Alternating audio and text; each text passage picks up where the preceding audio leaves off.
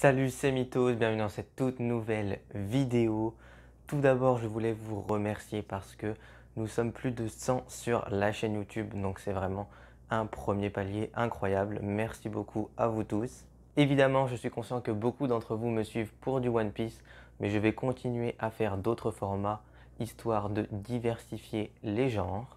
Aujourd'hui, on va parler de figurines pop et dans cette vidéo, je vais vous parler de tous les types de figurines pop qui existent au moment où je tourne cette vidéo.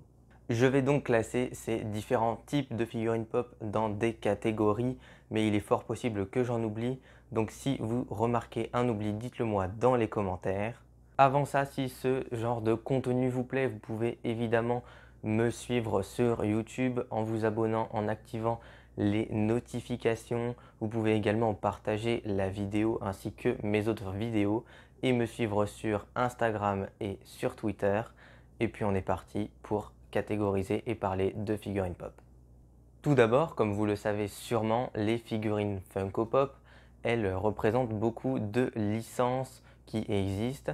Nous avons par exemple du Marvel, du Star Wars, du Disney ou encore des personnages, des sportifs internationaux. Je ne vais donc pas lister toutes les licences qui existent, mais ça montre qu'il y a forcément une figurine qui peut vous plaire, donc n'hésitez pas à aller voir sur internet ce qui existe. Les figurines pop, on peut déjà les classer en deux grandes catégories. Il y a ce qu'on pourrait appeler les figurines pop Bubblehead et les figurines pop plutôt classiques. Les figurines pop que l'on pourrait qualifier de classiques, ce sont des figurines un petit peu comme celle-ci. Et donc ces fameuses figurines n'ont pas la tête qui bouge, contrairement aux Bubblehead. Par exemple, celle-ci de Captain America a la tête qui bouge et c'est un petit peu une des particularités de certaines figurines pop et notamment les Star Wars et les Marvel. Les figurines pop, évidemment, il en existe des milliers et certaines, donc on va dire les plus classiques, se trouvent dans une seule boîte comme celle-ci par exemple. Mais on peut également avoir des duo packs comme celle-ci ou encore des tripacks, mais je n'en ai pas ici, des quadripacks. Vraiment, ça peut aller jusqu'à 7 ou 8 figurines pop dans une seule boîte. Et pour finir sur les bases un petit peu des figurines pop, on a évidemment les figurines pop qui sont encore en cours de production, qui sont un petit peu classiques et plus faciles à trouver. Et on a les figurines pop dites Vaulted, qui elles sont scellées, c'est-à-dire que le moule de ces figurines n'est plus utilisé aujourd'hui et donc les figurines deviennent un petit peu plus rares. Et donc maintenant, au niveau des différentes catégories que je vais donner au type de figurines pop, évidemment ce sont des noms de catégories que j'ai inventés, donc ce n'est pas forcément la réalité. Évidemment, des combinaisons des différents types de figurines pop sont possibles, on le verra un petit peu plus tard, et c'est pourquoi il est bien intéressant de tout connaître. La première catégorie que je pourrais citer, ce sont évidemment les scènes. Nous avons par exemple des movie moments, série moments, jeux vidéo moment ou même animé moment. Ces figurines, elles représentent évidemment des scènes mythiques de jeux vidéo, séries, films ou même animés. Par exemple, ici, on peut avoir Harry Potter contre Voldemort. Et c'est pour ça que ces figurines peuvent être un petit peu plus chères que la moyenne, mais elles sont vraiment très sympas. Dans la catégorie des figurines pop scènes, nous avons aussi les assembles. Celles-là, ce sont évidemment des figurines qui ont un socle et qui peuvent s'assembler. On a par exemple la victoire des Avengers après quand ils vont au restaurant de shawarma. On a aussi la pause mythique, mais on a les méchants de l'univers de Spider-Man ou encore du Star Wars. On peut aussi parler des figurines pop de luxe. Ces figurines pop sont un petit peu plus haut de gamme. Elles ont généralement un socle avec un décor derrière. Ce sont des figurines pop qui sont très sympas et qui sont vraiment entre deux prix, donc abordables. Et pour finir, dans ces scènes, on a évidemment ce qu'on pourrait appeler les rides. Donc ça représente des véhicules que l'on peut retrouver dans du coup différents programmes, des films, des séries, des jeux vidéo ou plein d'autres. Et ici, vous pouvez voir évidemment le Poudlard Express qui est séparé en 3 wagons différents. Ça représente donc 3 figurines pop et ça nous donne vraiment une très belle pièce. Et le dernier type de figurine pop de la catégorie scène, c'est évidemment les figurines Pop Town. Et donc, qu'est-ce que sont les figurines Pop Town? C'est un bâtiment, donc on peut avoir un vaisseau dans Star Wars, la maison d'Hagrid dans Harry Potter et une figurine pop qui l'accompagne. Ici, nous avons l'hôtel de ville de Retour vers le futur avec Doc et ça fait du coup de très belles scènes. On a vraiment un petit peu plus de relief dans notre collection. En termes de catégorie, on a aussi les tailles de figurines pop. Il y a vraiment plusieurs tailles. Nous avons les Pocket Pop qui sont généralement présentes dans les calendriers de l'Avent, les Pop Keychain qui elles sont des porte-clés très petites. Ensuite, il y a les figurines un petit peu plus classiques qui elles mesurent 9 cm. Après ça, on a évidemment les figurines qui elles font 15 cm et sont vraiment plus grandes que les figurines de base. Et puis pour terminer, nous avons les figurines de 25 cm qui sont un petit peu moins communes et encore plus grands, les figurines de 48 cm qui elles coûtent relativement cher mais sont vraiment très très belles. L'une des catégories majeures des figurines pop sont évidemment les exclusivités. Les figurines pop peuvent être exclusives à des magasins ou même des conventions qui sont des rassemblements de fans et vraiment ça peut prouver une rareté à ces figurines pop. Et une figurine non exclusive peut valoir dans les 15 €, alors que certaines exclusives peuvent aller à plusieurs centaines voire milliers d'euros. Les figurines pop exclusives en France, on les retrouve surtout avec la pastille spéciale édition ou même exclusive, alors qu'aux États-Unis, on a d'autres pastilles un petit peu plus représentatives des magasins qui sont là-bas, comme Walmart ou Target. Mais on peut aussi du coup retrouver, comme je vous l'ai dit, des figurines exclusives à des conventions avec deux petits autocollants qui sont de couleurs. Donc vraiment tous les ans, nous avons des autocollants différents et ça permet de savoir de quelle année et de quelle convention vient notre figurine. En termes de catégorie, on a aussi des figurines qui changent de couleur par rapport à des versions plutôt basiques. On peut notamment avoir les figurines pop néon qui sont vraiment très sympas. Ça nous fait des couleurs vives sur des figurines pop qu'on pourrait retrouver un petit peu partout. Il y a également les figurines pop Art Series qui, elles, représentent vraiment un personnage avec un design un petit peu spécial, un petit peu graphiste. C'est comme s'il était dessiné par-dessus. Il y a également ce qu'on pourrait qualifier de chase. Donc ce sont des figurines qui sont exactement comme la normale, excepté qu'elles ont un petit autocollant qui indique qu'un élément est différent sur la figurine. La boîte est la même, mais par exemple sur cette figurine de Star-Lord, on peut voir que la Chase possède le masque alors que la normale ne l'a pas. La particularité des Chase, c'est qu'on a une chance sur 6 de l'obtenir lorsque l'on achète cette figurine sur internet. Évidemment, toutes les figurines ne possèdent pas leur Chase, mais beaucoup en possèdent. Et il y a également les Chase Glow in the Dark qui, elles, changent de couleur dans le noir. Il y a également les figurines pop chromées qui, elles, ont vraiment un revêtement qui fait un petit peu effet métallique, mais d'une couleur bien spécifique. On peut avoir du doré, du rouge, du vert. Vraiment, il y a toutes les couleurs et c'est sympa en avoir une collection bien définie. Les figurines DIY, quant à elles, sont vraiment toutes blanches. Ce sont des figurines sur lesquelles on peut peindre, on peut vraiment s'exprimer et faire la figurine que l'on souhaite. Les figurines die-cast, quant à elles, représentent des personnages avec une boîte transparente et ça nous donne quelque chose de très sympa. En plus de ça, c'est relativement récent, donc il n'y en a pas beaucoup. Et tout à l'heure, je vous parlais des figurines chromées, mais il y a également les figurines pop qui sont métalliques. Les figurines pop métalliques représentent le personnage de base, mais ont un revêtement qui brille, qui fait un petit peu plus métal. Donc si vous en avez, c'est très sympa et elles sont généralement un petit peu plus rares que les normales. Et pour rester dans le changement de couleur, cette fois ça sera plutôt un changement de forme. Ce sont les figurines pop 8 bits qui, elles, représentent vraiment les figurines pop de personnages de jeux vidéo.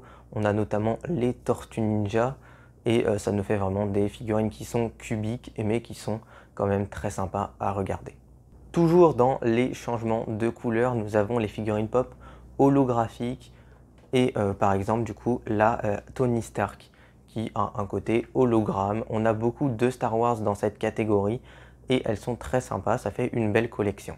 Certaines figurines ont également un changement de couleur, je pense notamment à ces figurines Star Wars qui ont une couleur différente parce qu'elles représentaient une action contre le sida. Certaines figurines sont dites aussi bloody, c'est-à-dire que la figurine est ensanglantée, et une autre catégorie un petit peu similaire à la boîte et la figurine qui est ensanglantée. C'est vraiment souvent pour les films d'horreur. Nous avons aussi du Walking Dead, donc ce sont des figurines avec une petite touche artistique en plus. Et pour finir dans cette catégorie de changement de couleur, nous avons les figurines pop translucides qui elles sont vraiment transparentes. On a par exemple la figurine du Predator et c'est un petit peu normal vu que le personnage peut être transparent, voire même invisible dans la vraie vie. Prochaine catégorie, nous allons parler des revêtements, de l'odeur ou même du son que peuvent faire les figurines pop. Tout d'abord, les figurines pop floquées sont des figurines pop avec un revêtement un petit peu doux. Ça représente généralement de la fourrure ou des poils. On a par exemple des figurines pop comme Sully ou même comme Edwige qui ont vraiment cette pellicule douce et ça fait très sympa. Les figurines pop scented, elles ont une odeur. On a notamment un des pingouins de Madagascar qui a l'odeur des Doritos ou des Cheetos et c'est assez rigolo, même s'il n'y en a pas beaucoup. Si vous en avez une, c'est très très bien. Une catégorie que j'aime bien, ce sont les Light and Sound. J'ai deux exemples qui me viennent en tête. On a Rick Sanchez de Rick et Morty qui est sur les toilettes et la figurine pop fait un bruit de chasse d'eau quand on l'utilise. Et en autre exemple, il y a la figurine pop de Darth Vader qui a le sabre laser qui s'allume avec le bruit évidemment qui va avec. Et pour finir dans cette catégorie, nous avons les figurines pop Diamond qui elles ont une sorte de revêtement avec des paillettes. C'est des figurines qui sont plus ou moins belles, chacun ses goûts. On a par exemple des méchantes Disney qui ont ce revêtement et puis ça donne un aspect assez intéressant. Et maintenant dans la catégorie des figurines pop lumineuses, nous avons évidemment les glow in the dark comme celle-ci. Les glow in the dark ont la particularité de briller dans le noir. Elles captent la lumière du soleil la journée, puis la diffusent très légèrement la nuit. Comme je l'ai dit tout à l'heure, ces figurines glow in the dark, elles peuvent s'associer à des figurines Chase pour créer une pastille exclusive qui est noire. Ces figurines pop sont très rares, donc si vous en trouvez une, n'hésitez surtout pas. Et évidemment, dans la catégorie lumineux, il y a aussi les Light and Sound dont j'ai parlé tout à l'heure, mais il y a les figurines Light Up, toutes classiques, comme celle-ci, où vraiment on a un bouton qui va permettre d'allumer certaines parties de la figurine. Il y a aussi la figurine de Mysterio, par exemple. La prochaine catégorie, c'est une catégorie que j'ai appelée illustration. En fait, ce sont des figurines pop qui représentent des affiches. Ça peut être des affiches de films, de séries, de comics ou même des covers, des couvertures de CD. Par exemple, ici, j'ai la pop album d'un album de Queen. Et donc, vous pouvez voir qu'on a la figurine qui représente la couverture de l'album. Et pour information, pour éviter de vous faire avoir, ne pensez pas que vous allez avoir l'album en CD ou en vinyle ou même un comics. Ce sont juste des affiches cartonnées, mais ça permet vraiment de faire de très belles choses. La prochaine catégorie, c'est une catégorie que je nomme les bundles. Ce sont en fait soit des figurines pop qui sont associées à des céréales comme par ici, ou même des figurines pop qui sont associées à des t-shirts. Il en existe beaucoup et vous pouvez les retrouver relativement facilement. Les figurines pop céréales, quant à elles, sont plutôt difficiles à retrouver, c'est surtout aux États-Unis, mais celles avec des t-shirts sont très sympas. On a des t-shirts qui représentent des figurines pop. Et maintenant, la dernière catégorie que j'ai choisi de vous présenter, c'est un petit peu un mix de tout ce qui reste parce que ce ne sont pas vraiment des figurines pop, mais en même temps, elles ont cette appellation et restent dans l'univers. On a par exemple les calendriers de l'Avent que vous pourrez retrouver tous les ans. Nous avons notamment du Harry Potter, du The Office. Vraiment, il y a toutes les licences qui sont représentées et tous les ans, nous avons de nouveaux calendriers. Évidemment, à l'intérieur, il n'y a pas de véritable figurines pop de 9 cm. Ce sont des Pocket Pop comme j'en ai parlé tout à l'heure. Dans les autres produits de la licence figurine pop, nous avons évidemment les figurines pop Pez qui sont des Pez classiques mais avec une tête de pop. Les Pop Pen sont un petit peu similaires aux Pop Pez, ce sont juste des stylos avec une Pocket Pop au-dessus. Funko a aussi créé des jeux de société que l'on appelle les Funkoverse. Ce sont des jeux de plateau avec différentes figurines pop à l'intérieur mais qui sont un petit peu différentes de celles que vous pouvez acheter plus communément en magasin. Le prochain type est vraiment difficile à trouver en France, voire quasiment impossible. Ce sont les pop masques qui sont en fait des masques pour se déguiser en forme de figurines pop mais qui sont très difficiles à trouver chez nous. Et pour terminer, le dernier type de figurines pop que j'ai trouvé, ce sont évidemment les figurines pop Candy qui elles sont en fait des réceptacles à bonbons. On a notamment les Marvel qui sont sortis l'année dernière et ça permet de donner une petite touche de couleur assez sympa à ces figurines. Et donc, comme j'en ai parlé tout à l'heure, les différents types de figurines pop peuvent s'associer en une seule. Nous avons par exemple la Groot qui mesure 48 cm, qui est floquée exclusive Funko Shop.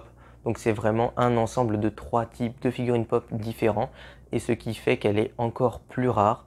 En plus de ça, elle est limitée à un nombre de pièces. Il y en a 1500 il me semble dans le monde. Donc vraiment c'est une très belle pièce. Voici donc pour les 40 types de figurines pop que j'ai trouvé. Dites-moi si j'en ai oublié, dites-le moi dans les commentaires. Dites-moi quel type de figurine pop vous préférez parce que évidemment il y en a beaucoup. Comme vous pouvez le voir ici, j'en ai pas mal. Donc si une vidéo collection vous intéresse, n'hésitez pas à me le demander. Vous pouvez évidemment me partager vos collections sur mes réseaux sociaux, Instagram et Twitter. Vous pouvez aussi vous abonner sur YouTube en activant les notifications. Sur ce, j'espère que cette vidéo vous a plu. N'hésitez pas à mettre un like. Moi, je vous dis à la prochaine pour du très lourd. C'était Mythos. Salut!